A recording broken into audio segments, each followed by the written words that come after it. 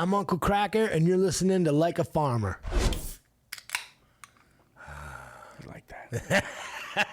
Hey, y'all, it's Pat. Welcome to another episode of Like a Farmer. Finally, Matthew Schaefer. And you might not know that name because the stage name being Uncle Kracker. I'm talking about, this is my favorite guest of all time already. This is the man. one. Thank you. I am so excited. Thank you. But I just want to start with, like, where are we at today? Like, what's been going on? I mean, from where you started to now, like, what are you doing right now? What's your main goals? What's your main objectives? What's going on with Uncle Kracker? Man, that's a big question. I almost feel like I have to have answers for this thing, right? I have not had any goals from the time I started this to where I'm at right now, other than I just started out making songs, writing songs, and recording them, and ended up DJing for Kid Rock, ended up with a solo record deal, and it's been 25 years or so easily, and I tour. I do 150 shows a year, have for the last, I don't know how many years, except for them COVID ones. Yeah. Nah, nobody toured. No. And then you want to talk about just changing the game. And we talk about a little bit off camera, like you're claiming that you're not good at selling anything, and I just don't agree with that. I'm not, man. I'm not. I wish I had like a little marketing sense, like everything I do, it seems like I just do it wrong. Like, oh, you need a Cutlass Supreme for this, this video, right? I'll do, oh, sweet, man. I need one of like 76 Cutlass Supremes with the T-tops, something like my grandpa would have been driving, back in Detroit. No, it's not good enough. You need like the 67 Cuddy, right? I just do everything the wrong way, I guess. I just disagree, man. I swear, really do. It doesn't matter what it is. How long have you been doing the music thing? Like, I've been doing the music thing probably since I was 12. I was in the studio with Kid Rock, as a matter of fact, and got my first record deal at 15. That was a long time just ago. A legend, man. Oh, shoot. Are you kidding? Where did you grow up? I grew up probably 17 minutes outside of Detroit City. Okay. And not downtown in the thick of the madness, right? Well, there's no real madness downtown, right? It's all crazy. But you get a few minutes outside of downtown, it gets nuts. And then you go a little further, and then there's some spots that are all along the water and things like that. And that's pretty much where I grew up. It was all old farmland where I grew up. It was literally like, I don't know, everything. You couldn't divide up your property. It had to be X amount of acres. Oh, yeah. And it was actually like, it was all old farmland that over the years they'd farmed the shit out of it. So you couldn't farm it anymore, I guess. But something happens with the soil, probably. Dude, you talk about that whole area.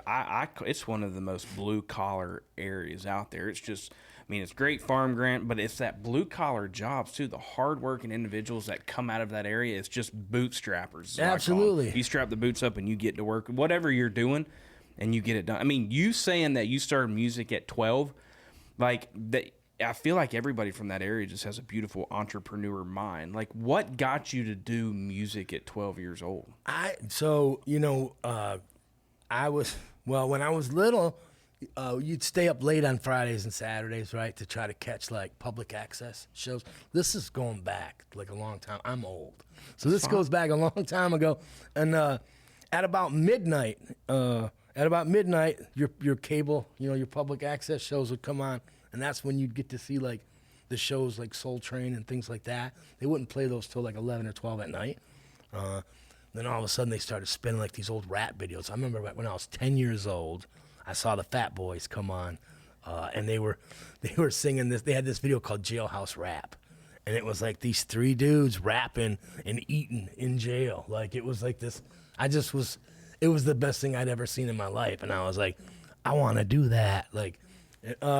And I just immediately dove into all things rap, like, well, Run DMC obviously was a big one, but like, even like I went further, and back then you could go to record stores and you could pick up the record and you'd read the back and it would show you who produced it, who wrote it, where it was recorded, what record label, and record labels were there was a big thing. Record labels back then, if it had like Def Jam on the back of it. You're like, oh, I know that must be a good one, you know. And this was before they started just like churning out junk, right?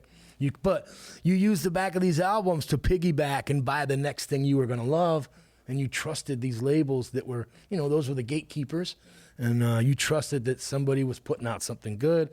But I was enamored by everything rap, and a few years went by, and I'd just been writing songs, you know, just in my bedroom as, you know, a little kid, dumb stuff. Who were you looking up to in the rap game at that point? At that point, it was people like Curtis Blow and Fat Boys and Wolf Ticket, and then things progressed, and as they always do, you know, things got better, and then it started getting way more marketable. People started figuring out how to sell it, you know, different ways. But the music got better too, like in a different way, you know. But I was looking up to all those people, and a few years went by, and I'd met Kid Rock at a teen club one night, and he and I became best friends. Like are y'all close to the same age, and y'all are at the club together? Nope, he's 3 years older than I, and this was a bar that turned into a teen club on Sunday nights, right? Damn, that's a cool concept. It was cool.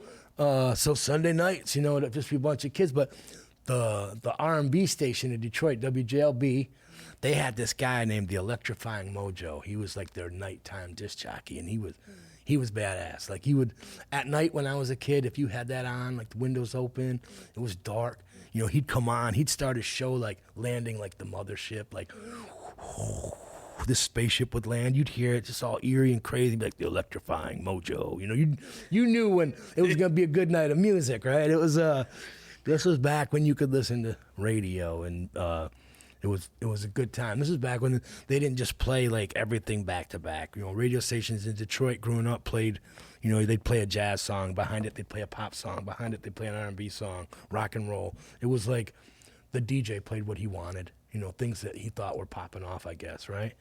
But it was a time. This radio just felt a lot better back then, not being so like compartmentalized, maybe. 100%. And I never used that word in my life, and I'm sorry, I just did it now. I was just trying to to fact check Uncle Kracker over here and his terminology. Yes, please. This is, and I go back and forth on, you know, okay, got Uncle Kracker coming on the show, and this dude is a legend. Oh, man. And you go back, and I'm going to continue to give you your flowers because he's like, I can't sell anything. Dude, you're still around. You've been around for 100 years, man. I mean, you're selling yourself and your brand. It's unbelievable to see as a kid growing up listening to your shit, and I'm still listening to your stuff, and it's like, dude, it's unbelievable how you stay relevant. I'm going to tell you a quick story. There's a gentleman that came on the show a couple weeks ago named John Daly, okay?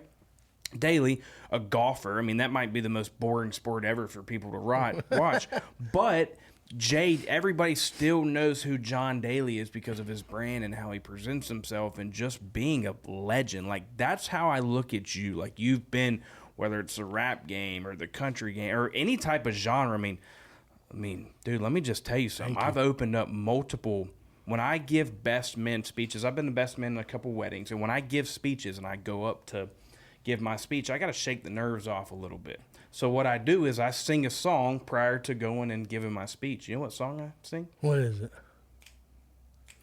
Give 'em the beat, boys, and free my soul. I want to get lost in your rock and roll and drift away. Dude, it's my favorite song of all time, Does that help? Does that calm the nerves? It does, because then you show everybody you can't sing, and now I'm just, okay, well, I can't get any worse than that. Now let me hit my speech. And I give great speeches. Oh, so you do that in the microphone to the people before the... Yeah. Oh, I love that. That's great. You know, you get the nerve, you shake them off a little bit. Set the tone. Like, you aren't about to get anything special right now. This is just like... So let me just start singing. So that's one of my favorite songs. So what I'm getting to is, like, you've been around a long time. I think you're a very intuitive person. I think that you are very smart in this music industry, whatever genre it is. So what I do is, especially when I crack open one of these Outlaw Lights, okay, and I have beer thoughts. Music today is a lot different than it was 30 years ago and even 10 years ago. Like, what are your thoughts? And I really want to get your knowledge in country music too, but just music around why it changes so much. You know, that's a good question too, and it is weird to think of like how different, you know, and how different things are versus, you know, X amount of years ago. And But things do I think things ultimately have to change, otherwise, like, everything gets stagnant and dies, right? Like, I think things have to change. Things have to evolve. They haven't made up any new notes. You know what I mean? There's only 12 of them. Fact check. We need to do that. But but they haven't made up any new notes, man. And it's weird to see how I think they've made it easier for everybody to make music of whatever they're making, right? So you hear a lot of junk, and I don't, I never. Matt, you got AI writing songs now, for God's sake. I cannot tell you how many times, like, me and my buddies, like, we swap memes back and forth, and it's that stuff. Like, these kids, like, I'm a music artist, and I'm a this, and they're singing, like, these poor kids are on there singing these AI songs. Like, it's just, you can tell it was like, I don't know, you just know, right? Like, I can appreciate, like, a shitty written song. Like, oh man, like, he could have went there, or he didn't do that, or, and I'm never judging, but it's hard not to throw out some feedback or think about, like, what somebody could have did different. Yeah, as you should. And you mentioned, obviously, back then when you were getting started, 12, 15, however old, rap was your main focus. Mm-hmm. And then did anything happen? I mean, tell me on the Kid Rock thing. I know you were talking about that, but like... So that was it. Like, so I started out doing all the rap stuff, and Kid Rock and I met, basically through, like, this DJ battle competition, which was, essentially... It's like some 8 Mile stuff right there. But yeah, like a lot wider, yeah. right? This was a different scenario. Although, it was a good blend in this club, growing up. But, the rap stuff, we bonded over rap, all things rap. And I started going out to his house in the woods. Like, his parents had a barn out in the back, and he had a little studio set up out there. And shit, we'd make songs out there for days. And I'd run back to my suburb, and we'd just honing, just rewriting, writing new. And it was and that's kind of what it was back then too, between you and your friends that all did it. It was like it was camaraderie, where you couldn't wait to get back and show them what you just wrote yesterday. Like, check this shit out, man. Like, I just wrote this last night. This is fresh, isn't it? Just that was growing up to me. So we had bonded over all this rap stuff, became best friends, and then it got to a point where I was DJing for his rap thing, right? For Kid Rock. Yeah, okay. This was back, he put his record out in, like, 90. I was probably 16, 15 at the time. So I started DJing for him. I was very cost efficient to do this, right? And then a few years went by, he put out Polyfuse Method and wanted to start touring. So, he had picked up this manager that was great at, like, booking bars and things like that. He's like, nah, you got to have a band. These bars ain't going to book rap acts. So Kid Rock immediately assembled a band, finished learning how to play the guitars, and just went balls out. Like, if I can't play without a band, then we're going to do this like this. So then he incorporated the band. I'm still DJing. And just watched all that stuff unravel, right? And at the time, I'm little and I'm young, and he's older than I am. So he's kind of like my older brother and my mentor, and I'm just kind of doing what he says, at that point. And, like, whatever you say, boss, whatever you say, okay, we're doing this. All right. Oh, carry all that shit into that club? Okay. I'll carry the lights in too. Oh, am I working the strobe light and the smoke machines from behind these turntables as well? Boom, But it was fun. That's just what we were doing, right? And he might have been the only person with a plan and a goal, but it was fun to watch. It was fun to watch, fun to be a part of. And we just evolved out of that. And, and from DJing, I learned that there was a whole bunch of other type of things going on out there than it was just the rap stuff that I loved, and that people didn't necessarily love the things that I love. And just from playing the things that other people loved, I would pick up things from those that I liked. And then just as I started honing my songwriting, writing rap stuff versus writing just like regular songs, night and day. Like, writing songs is like, a fraction of like old school raps. You know, when Why do you had to- say that? Just Well, you had to write, you know, you had to write 3, 4, 16, 24 bar verses. You know, these had to be, and they all had to be on point. You know, every 4 bar had to have something, had to have something poignant, had to have something to sink your teeth into. You know, you had to say something. You know what I mean? You couldn't just be babbling or, just schlepping it in, right? But these songs were so much shorter, and I was like, well, that's too easy. Especially nowadays, songs are 2 minutes and something seconds long. Yeah. I'm like, I don't even know if I said what I even wanted to say when I started trying to say it, right? Like that doesn't give anybody enough time to say what they're gonna say. to tell the story. I agree with that. Right? So it's just different. It's where music is at nowadays, and boy, has it come to a point where, listen, and I'm not knocking anything. I just remember a time when music was way different, meant more. It feels like songs had way more meaning than they used to have, than they have nowadays. Back in the good old days, And then now you got social media. That's how you're promoting your stuff. I mean, I don't know if you are, great if you are, Matt, but like you got TikTok. I mean, people are dancing on TikTok trying to promote themselves. Like, are you doing any of that type of stuff? I mean, no. And I listen. I wish I did. I wish. Trust me, I scroll all day long. Yeah. I'm like, because there's always a lot of time during the day, and just scrolling on these things. I haven't really floated around TikTok much. I think I have a TikTok, and these are things that my daughters have made me put up. Like, you got to get a TikTok account, Dad. And this was years ago, and I haven't really done much on it. I'll post on my Instagram stuff myself. I remember when Twitter was big and huge. Yeah. I don't know if it still is or not, but I just remember thinking, like, what am I doing here, right? Like, how many times can I tweet that I'm in the Burger King drive-thru again, Like, what am So like, take I me needed back, that. like, I want to go back in Detroit when you were doing, like, you're in the rap game and you were hustling, bootstrapping. Like, how were you promoting back in the day when there was none of these tools to help promote yourself? I mean, I feel like it's hustle and grinding. We did hustle and grind. We were late nights, flagging telephone poles. We were out there with, epic. We'd go. We were at Kinko's making copies and just posting, shows on the telephone poles at every red light. Like it was very like street teamish, I guess, without all the team, right? Consigning things. We used to consign cassettes at record stores and things like that. And then Bob got smart one year, and he started including the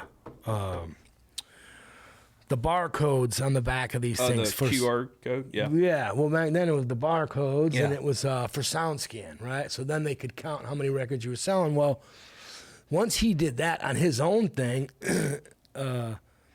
I don't know, I think he scanned 30,000 out of Detroit, like in a matter of a few weeks when he put something out, right, by himself. So, when you look at it, like, the numbers were good back then. It didn't cost anything to print up cassettes back then, and studio time wasn't near what it costs today, for nothing. But it was once record labels were, they get these sound scans. They're like, who the fuck is this Kid Rock kid? How did he sell all that? And this thing came out. They could see these numbers, right? They started sniffing him out back then. But Was Eminem around at this point in time, or? So Eminem was around back then, and Eminem used to pick me up when I'm sure I have pictures somewhere, but Eminem and his buddy his name was Mannix, used to come pick me up in like 9th grade. And I remember they'd roll up in my driveway like hammer pants. They'd be jumping out of like a '78 black Blazer with no roof on it because they didn't have the roof, But I remember them picking me up 9th grade, taking me back to their house, and me and Marshall would be in the basement making rap songs. And this is a long time ago, right? And me and Marshall always got along. He hated Bob. They didn't really know each other, so I'm sure they hated each other just for, Marshall was always awesome, right? He was always the badass rapper.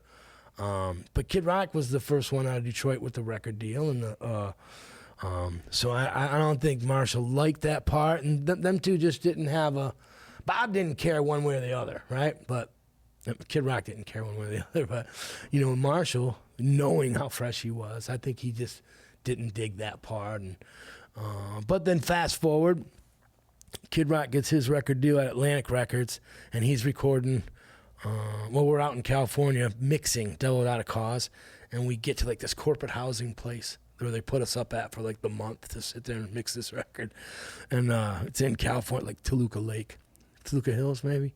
And we get there and we got our bags. We just get dropped off. It's probably like a Sunday or something like that. And we're walking to this thing. It's similar to like a townhouse that's like an Airbnb almost, something like that, right? But they're all the same. And Marshall's walking down the hallway. This is out in California, right? And he's like, what are you guys doing here? I'm like, what are you doing here? I'm like, well, I got a record deal with Dre. I was like, well, we got a record deal with Atlantic. You know, this, but it was like, that's how, like, it all came to, like, everything kind of got squashed, and, like, there was no beef, but there was a beef. That, you know what I mean? It just got squashed. Yeah. Like, everybody was like, all right. So, and then it turned out we were mixing the Devil Without a Cause record at the same exact studio that he was mixing the Slim Shady record at the same exact time. So then not only were we at the same housing place, you know, for the month and a half, we were in the same studio. So every morning we were in the studio all day together. Just like me, Bob, Marshall, at the same exact time. And not only were you in the same studio, you were also creating just unbelievable projects both at records, the same time. Yeah, both records ended up being dope. And 100%. And I remember, and the studio was nuts too. This was back like, I remember Stephen Jenkins from Third Eye Blind coming in, and he was trying to do a remix on one of them songs. So he had Kid Rock and Eminem, who were two unknown rappers in the other room, come in and do like freestyles and things like that.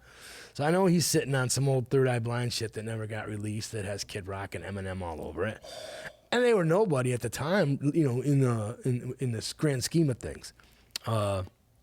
Just it was a good time. It was a bizarre time, but it was great. It was great music back when nobody thought about anything. You know, there were no you didn't have to think about selling anything. You didn't have to think about nothing. Just putting out jams. So at what point were you like, hey, I can do this singing thing too? It's my turn. Well, so all that kind of when it came time so we were on tour with Devil Without a Cause and the Kid Rock thing, and I had written so much of the Kid Rock album with him that his record label was like, well, we should just we're going to give Kracker a record deal, right?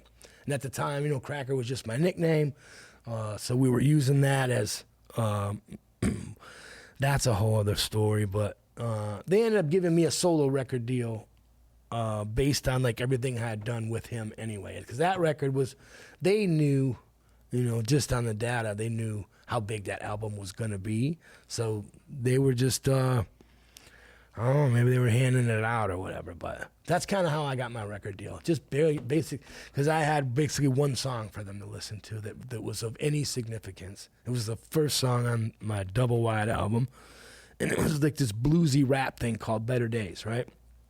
And I just remember the label thinking that was going to be their answer to Everlast had that song out at the time. Then you really might know what it's like. Remember that one? This thing. Yeah.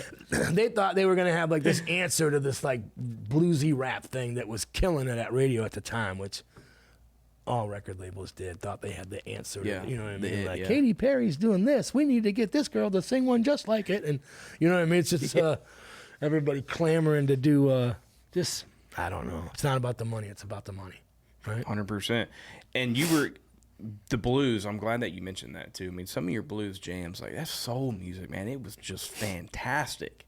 That's all stuff that like is fun to dig into. You know, when it comes time to write a song and you're just in there, like never really sat down and thought about like anything commercially, or even though some of my stuff does sound commercially, it's just kind of like, you know, growing up and listening to like old Motown things and things like that. It's a very, very basic formula when it comes to like, you know, songwriting as far as like arrangements and things like that. So it's the only thing I had to go on when I started writing songs, you know, like I had no musical background as far as like music education, things like that. Like, oh, it's got to resolve, you know, these things I have no clue. Still don't just always like if it felt good, it was fine, right? Make sure you're saying something. And, you know, my grandpa, just make sure they can understand what you're saying. You know what I mean? Like, that was his big... Is that what Grandpa used to say? Grandpa had zero music, anything, but he was very, very vocal on, like, make sure you pronounce it right? Yeah. Enunciation is everything, right? True. And make sure when you use the word, you use it in the right context. Absolutely. Yeah, I get that. It's cool that you mentioned that too, because I always ask a question on the show, and I especially somebody that has done it in multiple industries like you have. I call it Cut That Song, presented by Case Knives. Okay, Case Knives, one of the greatest tools the farmers use today. One of my sponsors of the show. It's a knife company. Okay, Cut That Song. From back then to now, and anything in between, like especially your musical mind, no matter what the genre, what is a song that you wish you could have cut and it been your song back in the day? Oh man. There's a ton of them. I know. There's a ton of them. You know, What's one that just comes to mind? Like, man, I wish I was singing that song. I wish I would have cut that song. Oh, when you look back at like old Sublime songs or something like Santeria, things like that, man. You know, you just, Wrong Way, or even if it had no business in my like repertoire, like my catalog, I'd still like so many times you're just like you hear as a songwriter, you hear somebody else's song, and if it's good, to you, you're just like, I wish I could get my horse to do that. You're just like, that's the, but that's the fun part about writing songs, is that you're always writing to beat the last one, or a lot of people do it different. I always try to make the next one better than the last, and always like not in search of like the perfect song or the best song. You just try to make it as true to yourself and as you want it to feel as good to you, because you're the one that's going to have to sing it anyway, right? Mm-hmm. How many times I get up there and I just cringe, and then ultimately end up just dropping a song from a set. If it goes too many times where I don't feel right, I'll just never play it. But I guess my point was, anything Sublime, I wish I'd written, to be honest. Those guys just wrote these songs that, I don't know, some of them seem like just mindless, self-indulgent, like whatever, but it all felt great, and it all somehow it meant something to me, right? What was your favorite song that you did cut? Well, I like songs of mine that were like Better Days and Good to Be Me and things like that. Good to Be Me was a jam. Those are all fun. I like Drift Away, but I like Drift Away too, and I can't, I'm grateful for that song. Obviously, it was one I didn't put up a fight about cutting it, because it was a cover, and I was a little irritated that we were coming back with my second album. We had just sold a couple million off my first album. We're going into my second album, and they wanted me to cut Drift Away. And like they just, before I had even cut it, they just knew like that was going to be the single and the thing, and that bothered this. Even though I had no clue how this business worked, still at that point going into my second album, I had sold a couple million records, still hadn't seen a penny, and I'm just like, Drift Away, like, thought we just sold a bunch here without covering songs, right? Like, why am I doing that? I just remember being so irritated that I made them put In a Little While out first, just because, and then because I didn't want to follow that record with a cover, but I had Drift Away sitting in the can anyway, so we did that. I got lucky with that song too. Good Day to Be Me, man. What a jam. Yeah, I love Good to Be Me. It was definitely like one of the favorite, like, I just like feel good, timeless sounding things, right? Like Good to Be Me almost sounds like it could have been slipped into a radio, 30 years ago, whatever. When you like classify or describe your music catalog, like what genre do you even throw that in? I mean, you kind of have to be like, that's a country record or that's a pop record, because that's how they sold them. But so much of my stuff just bounces around, and it's not really by design. It's just by like, well, I think a lap steel sound great on that one, or let's put a banjo on that. Let's put a nowadays you see people doing like, they got these pop songs, and then they'll do like this remix, and they'll throw like a banjo and a fiddle on it, and I'm like, that's the country mix, right? Mm-hmm. So much music sounds, similar to each other that it doesn't. Mine was always just like, add that because it sounded better, right? And then like but I remember when we were younger, man, we cut Only God Knows Why, and so me and Bob wrote Only God Knows Why, and we turned it in, and I remember record label going, what the fuck are we going to do with that? That's a country song. What are we going to do with Only God Knows Why? Remember what that sounded like at all? Yeah. They just say that's a country song. When I turned in Follow Me, they were like, what are we going to do with that country song? Follow Me. God, another jam. But these are songs they initially didn't even want to touch or look at or put on the albums, right? They ended up being big songs, but it's just, record labels, and people have cried about record labels for years, as long as I can remember, just like, the record label wants me to do this, and they made me do that. And granted, they do, man. But they had the gun, and all they wanted you to do was give them some bullets, right? They were just trying to make money. And the last time I checked, I never got into this because I saw somebody on TV and their garage broke, right? Like that's not why I got into music, right? Mm-hmm. These guys had big, nice videos, rappers and things like that. It looked cool, right? I didn't think beyond that, like that I could have money to do that too, but that's what sold me. Like it wasn't like you know what I mean? And then ultimately where I ended up, I don't know, man. I just felt like I was just making music for people like me, I guess, right? People, hardworking people, I wasn't making music for people that were sleeping on people's couches, right? It was like, there was nothing indie about me. There was nothing. It was just, I don't know. I was really young, and I got a record deal and just kind of navigated. And then like over the last, let's just say 2, 3, 4, 5 years, I feel like you're still very active. I mean, you're still getting. I mean, how many? I just put out my first record in like years, right? And full length, anyway, like a full record. And I even feel funny saying record nowadays. I mean, do people still say records? I don't think so, man. I think you're just old. I'm just kidding. And now I'm my grandpa. Now I will say. So, what was the last time that you dropped a record? Just dropped a new record a few months back. I know, but before then, what would it have been? 2012. Okay, so at what point, this is great, 2012, 2024, 2025, now what you're doing now. Like at what point, like what happened that you said, man, it's time to get back on the saddle? I was never really out of the saddle. So after I had dropped that record, I toured it for a couple years. Just like back then, these were the cycles. These are the record label cycles. Okay. You put out an album, you toured it for 2-3 years. Then you put out another record, right? This is, they needed 6 months, to set an album up. That's how much time they needed to set this record up back then. They didn't even talk to you about doing new stuff anywhere near the song you just put out, right? Like nowadays, kids are putting out songs like, at once a week, Yeah. Which is dope. And I remember begging my record label, like, can we just go in and cut new stuff? Like, I'm kind of bored, Yeah.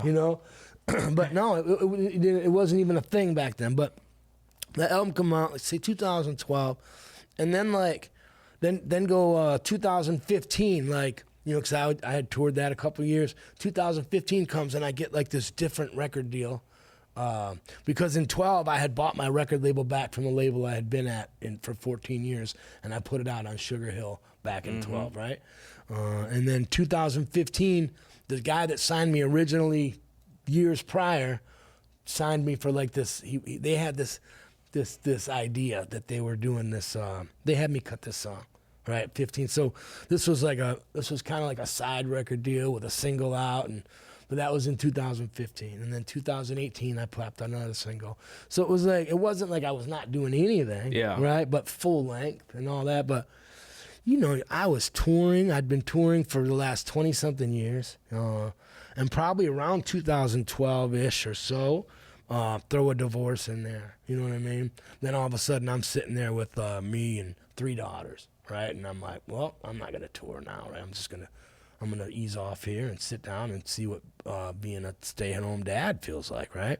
So I did that for a little bit, and then the girls are like, well, you need to go get out of here and do something, right? So once I figured out they were good and they were great, I started getting back out on the road, and that's kind of when that single thing popped up in 2015. And it's just kind of been like, I don't know, life, I guess, right? 100%. And I just remember long time ago, I seen this interview with George Strait, and they were asking him something. And I was young. This is probably right after my first album came out, and I had been out 3 years on tour with Kid Rock's first album, dropped my solo album, and toured another year and a half on that, and was just whooped, right? And I just remember seeing this thing. I was in a hotel, and George Strait was just like, he was on. He mentioned something about music and how music wasn't his life. I mean, he had a life. That music wasn't his life. But the way he said it in this thing, this interview, just caught me in this hotel at the right time. And I was like, God, that motherfucker's right, man. Like, I need to figure that one out, right? Because there's a balance. There's a balance with, with everything. And at the time, I did not have balance, right? That first Kid Rock record and tour was like little space shuttle to hell, right? I'm out on the road 22 years old. Like, we're out there doing things we should not have been doing. But I had no business being out there that young, is what I'm saying. Gone is what it was. Mm-hmm. And but to see George Strait talk like this and just really knocked me into perspective then, and I then started prioritizing things then, right? Balancing out. It's very refreshing. I'm not going to lie. I said I've been a fan for the last 30-something years. But it's nice to know, and I've done some research. Obviously, I got a great team. You've got a great team. Shout out Sophia. She's my favorite. Hopefully, thank you. None of my other Nashville people find that out, hear that. But it's nice to see that, like, you've surrounded yourself with good people, and, like, you're a father first. I mean, it's really cool to see, the different behind the scenes, behind the curtains, under the hood of the people that are on stage and that you're listening to. So I'm giving you your flowers on that. I think it's awesome. But it's really cool, too. People are like, damn, Uncle Kracker just released a new record. Like, that's awesome. That should feel really good. It feels good. And to be able to still have an outlet for it, that feels great. Because, like, even from 2012 to 2025, like me and you just talked about, it's changed a lot. It has. This game. 100%. And even the way things sound is different. Like, but that's one thing I've never really switched up or been a part of. Like, all right, I'm gonna sound like this now, or now I got to do this to make it sound like that. Like, I've never really done that. It's just whatever felt good in the studio at the time. And I swear I don't listen to anything, like, unless it was put out like 80 years ago or something. Yeah. Not that long ago, but you know what I mean? Unless it was older stuff. I just feel like I've been burnt too many times trying to listen to something new. There are some new songs that'll leak through that I'll hear, but I'm like, oh, that's kind of dope. That's fresh. That's a good one, Yeah. And it could be any genre. I mean, absolutely. If let me put your Mount Rushmore of musicians, if you had to, I want to hear Uncle Kracker's Mount Rushmore of musicians, and it can be any genre. You just throw it out there. Oh, man. How many are on Mount Rushmore? Surely there couldn't have been more than 4 great presidents. Yeah, 4. Right? There's 4, yeah. Man, the Mount Rushmore of music? I guess it would twist a little bit, too. Like, so I'm answering right now, so I don't know. I would put, good Lord. He's like, I'm going to piss some people off right now. No, not at all. I listen, my stuff that I listen to is so across the board. Which is why I'm asking you. That's what I love about you. I would put like Dave Windorf from Monster Magnet up there. I'd put his face up there, all black hair, straight and greasy, right? I'd put him up there. Probably one of the freshest things that ever happened in music. Obviously, everything's arguable, but I love Magnet. I love Windorf. He's up there. I'd put him right next to like John Lee Hooker. I'd put him right there. Good Lord. 2 more. I mean, I could honestly back that up. I could back that up, and I could put Barry Manilow's face up there. It's another good one. You got 1 more. I mean, one's too. I got a million to pick from, I guess. Right? I do hold a lot of people in high regard when it comes to music, but I don't know, man. I'd put Don Williams next to him. It would be like They're good ones. Well, and that would be like this morning's Mount Rushmore. Yeah. Right? And That's it could probably change. that was probably the 4 I listened to on the way here from Oak Hill, right? Yeah. Just You're thinking like, damn, who did I just miss right now? Yeah. Well, no, but you know what though? If it depends on which day. If you're like, oh, here's 4 or 5 you could take to a deserted island, and that's all you'd get to listen to for the rest of your life, right? Yeah. I wouldn't be mad about those. That'd be a great one. Not, yeah. But if you ask me tomorrow, it could change. You know what I mean? The faces could change a little bit. But it would be something I would love as equal. I would love just as much as those, right? Yeah. I got you a gift. Uh-oh. Okay. Got you some brand new TECOVAS boots. Dope. But Well, to get them, we play a game, okay? all right. This game's called Give 'em the Boot, presented by TECOVAS. Now, these are honestly, I'm telling you, Uncle Kracker. There's always right a here, butt, right? these right here are probably my favorite right now that they have. Oh, wow. So like the little color scheme up top. Are these things comfy? Oh, dude, are you kidding me? They're the best. Now, 4 questions in here. Okay. You got to answer all of them, but you can give one of them the boot.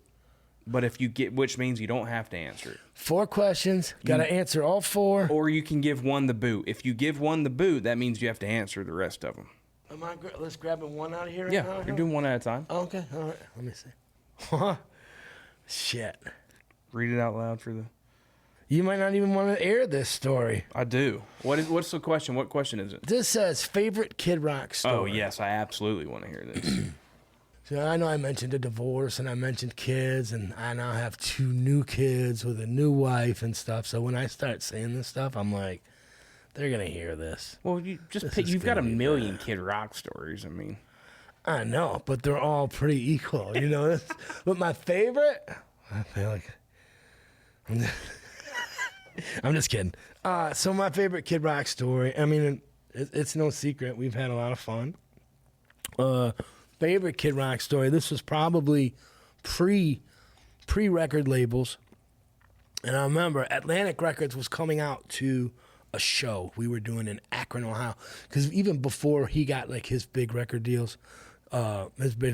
we toured all over the Midwest, just nonstop. We looped, right?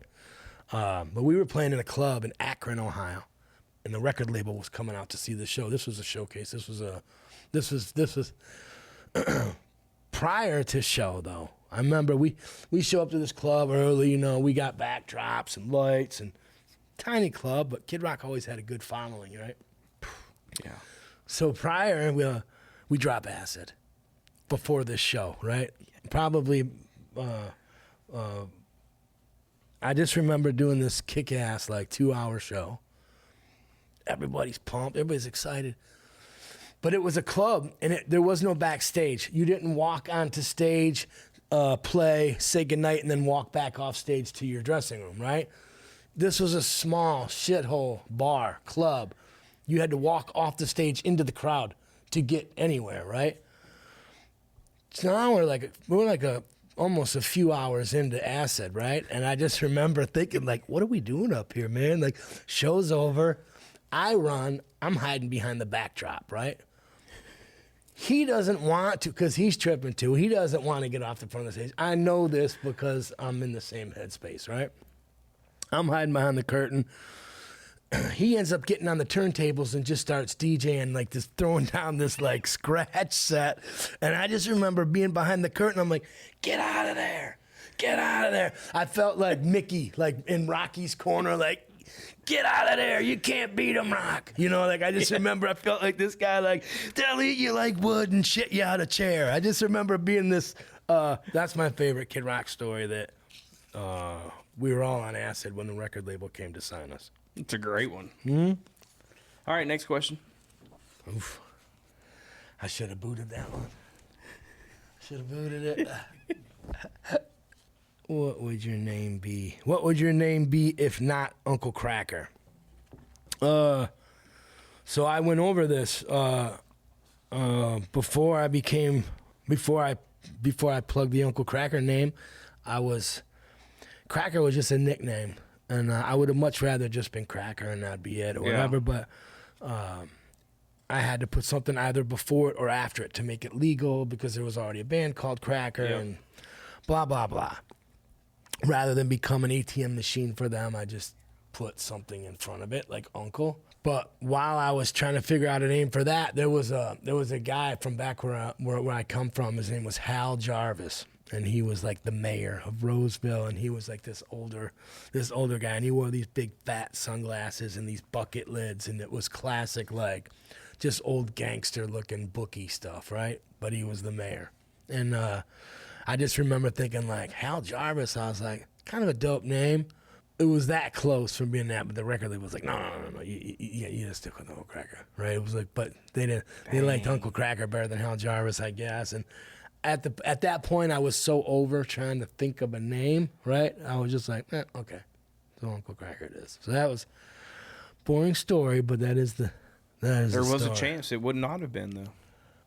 So tell a tour story no one knows. Well, I don't know. This isn't very great or nothing like that, but so many years of touring and so much touring. Yeah.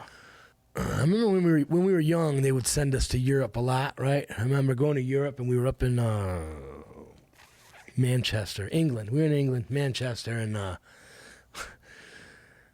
had a lot of time off over in Europe. It seemed like we'd go over there, and shows we weren't packed as much, so we'd have a lot of time to kill.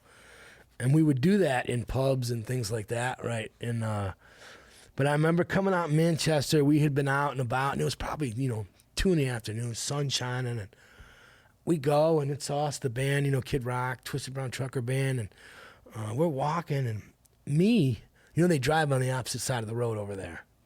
But coming out of a pub at like 2 p.m, it's not the first thing on your mind. Yeah. But I just remember coming out, and I'm like, all right, we're going this way. And I just immediately went out, and I didn't see it, but there was a bus coming, and Kid Rock's keyboard player, Jimmy Bones, great guy.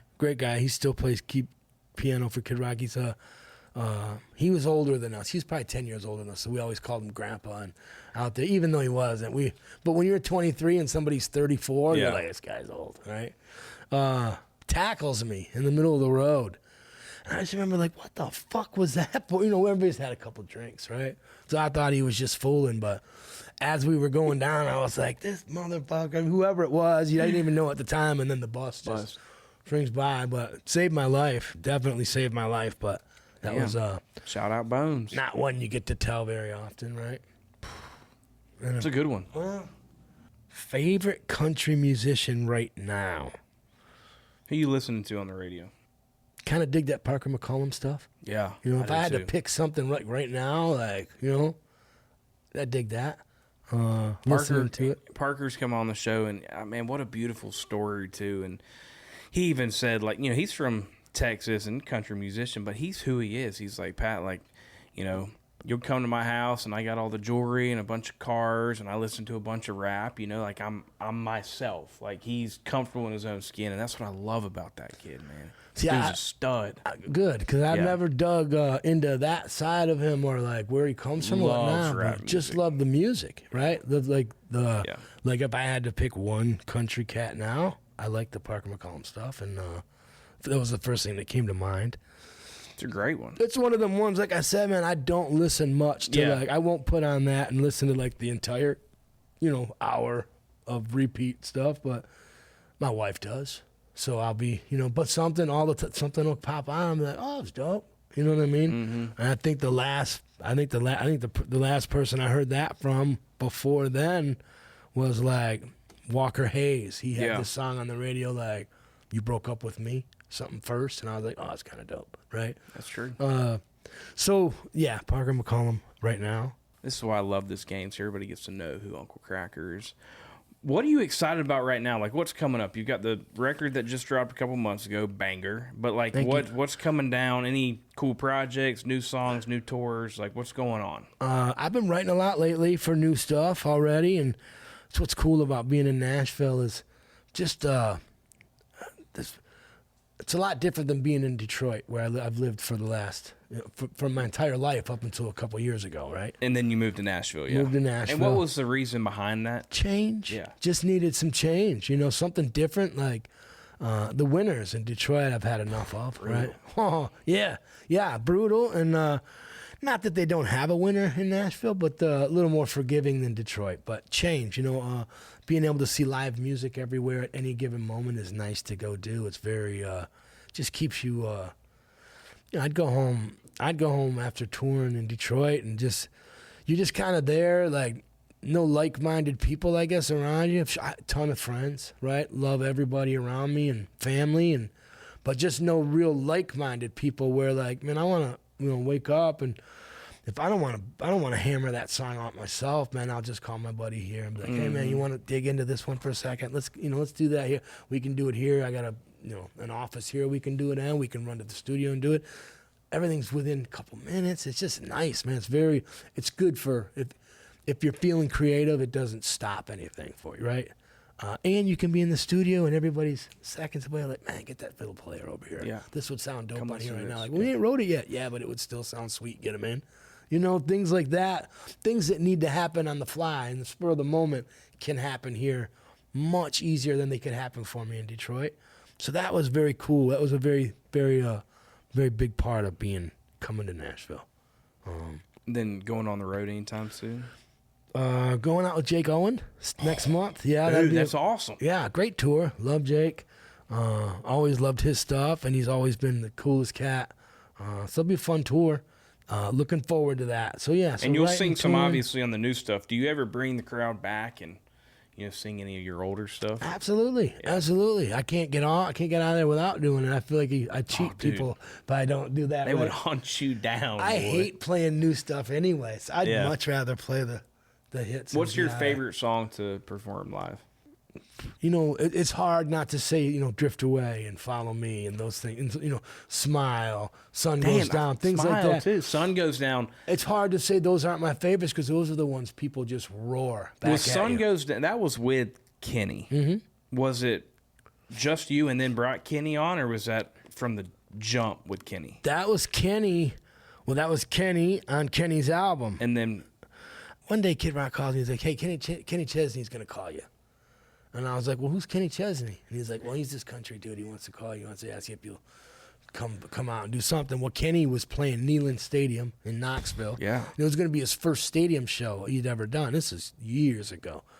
And so he was kind of putting together like a special guest thing. He wanted to do, to bring out special guests for the show, right? He's in the stadium. He wanted to bring just for show stuff. So he had called me. He's like, hey, man, it's Kenny Chesney. And I knew he was calling anyway. I had to research a little bit, but I was like, yeah, man, I'll be. He's like, I'll send a plane and come on down to Neyland, do Follow Me, Drift Away up there with me, and okay, however that shook out. And I just remember getting to Knoxville and we did this. I just remember my pants were falling down and I had to use in-ear monitors. 'Cause back then it was kind of a newish thing, and I just remember holding my in.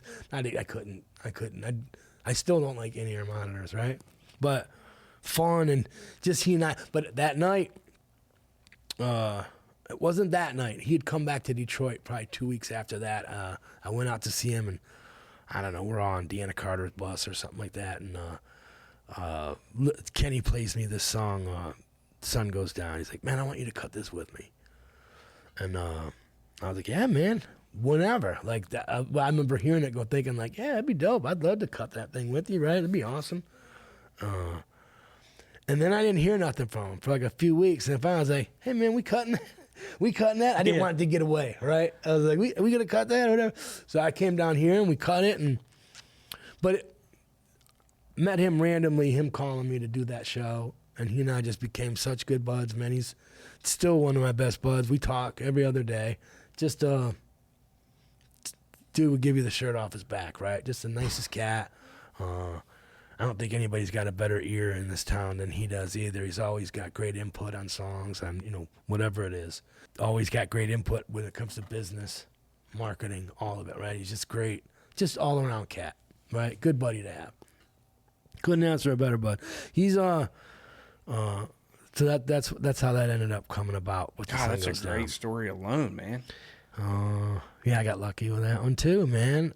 It's like a series of luck. Dude, you're so humble, man. It's time to everybody gets lucky. Don't get me wrong.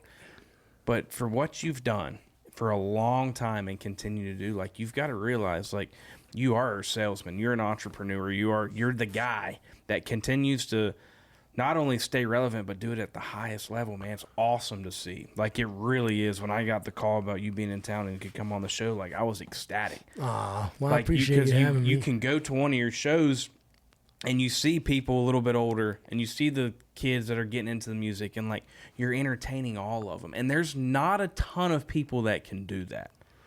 And some people would just say, all right, I'm done. I'm good. Like, I've made a little bit of money. I'm good. I'm fine. Like, your love for this industry is second to none. And, like, you have this creative mind that you can keep. It's a generational thing of times are changing. I mean, you were competing back then with some monsters, whether it's in the rap game or the blues game or the country game, and now you're still doing it today, and there's not a ton of people that can do that. You're the fucking man. Well, I appreciate it. Thank you. You really are, man. I was pumped to have you on the show. We've had some great talks, got some new boots, and I'm excited to see what's going to come this year. The Jake Owen sounds amazing. Hopefully I can come catch a show I wherever hope you you're come going. out. And the new record obviously is a hit. I want people to keep listening to that. But thank you for who you are and what you do. Thank you, man. I appreciate it. Appreciate you coming on the show. Thanks for having me. And as always, I appreciate y'all tuning in to Like a Farmer every single Wednesday on YouTube or wherever you listen to your audio podcast. Continue to like, comment, subscribe, share, do whatever you got to do to be like a farmer.